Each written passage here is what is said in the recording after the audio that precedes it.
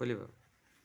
स्वतंत्र भारत के इतिहास में पहली सरकार उत्तर प्रदेश में योगी सरकार बनी, जो सेकुलर है और जो डेमोक्रेटिक है, प्रजातांत्रिक सरकार है, और जिसने कानून का राज कायम किया।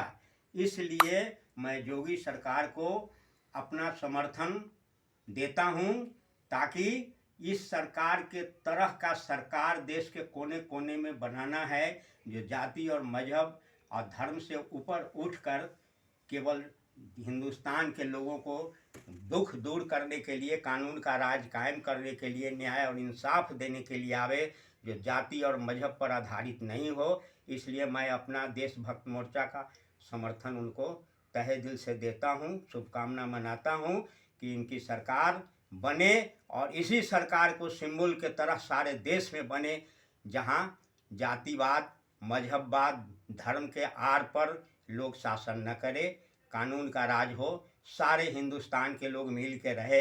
हिंदू मुस्लिम ये लड़ाने वाले लोग राजनीति करके देश को विनाश न करें। बाबा, इस बार अखिलेश यादव भी योगी जी को टक्कर दे रहे हैं, इसके बारे में आपको क्या कहना है? इसके बारे में हमारी पार्टी के ऑफिस गाजियाबाद में थी और हम वहीं रहते थे।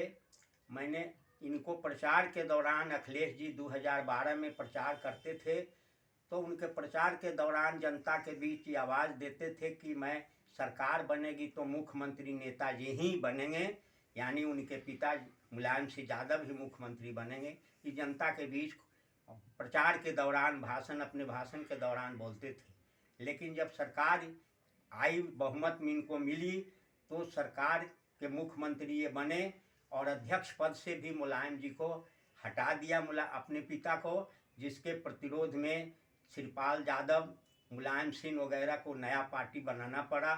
तो इन्होंने जो वादा करते हैं उसके अनुसार निभाते नहीं है।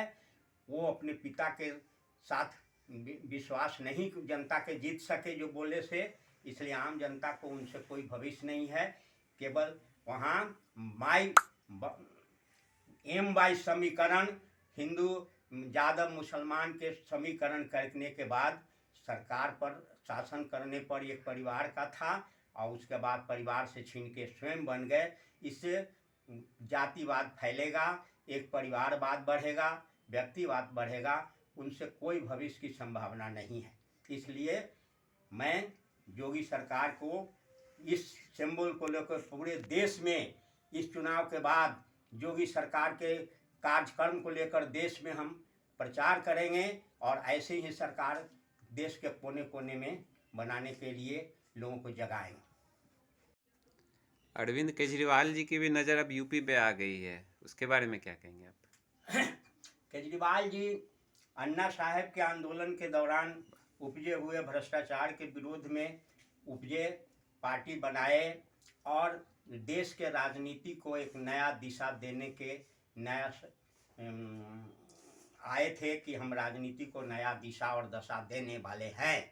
लेकिन उनका जो उद्देश्य था, उन्होंने सरकार बनाने के बाद अपने जनप्रतिनिधियों को 100% सुख सुविधा वाला कानून बनाया, और अपने जनप्रतिनिधि को 100% माने 100% खुशहाल कर दिया। और उसी के आधार पर ये बिजली को माफ़ी, और जो भी सपना बेचे कोई साकार नहीं हुआ, और ये चारों तरफ सपना बेच रहे हैं, और सपना बेच के सत्ता में आएंगे, और कोई भी काम जनप्रतिनिधि को अपने परमानेंट शासन करने के लिए करेंगे। तो ऐसी बड़ी व्यवस्था से वो जनता को धोखा ही होगा।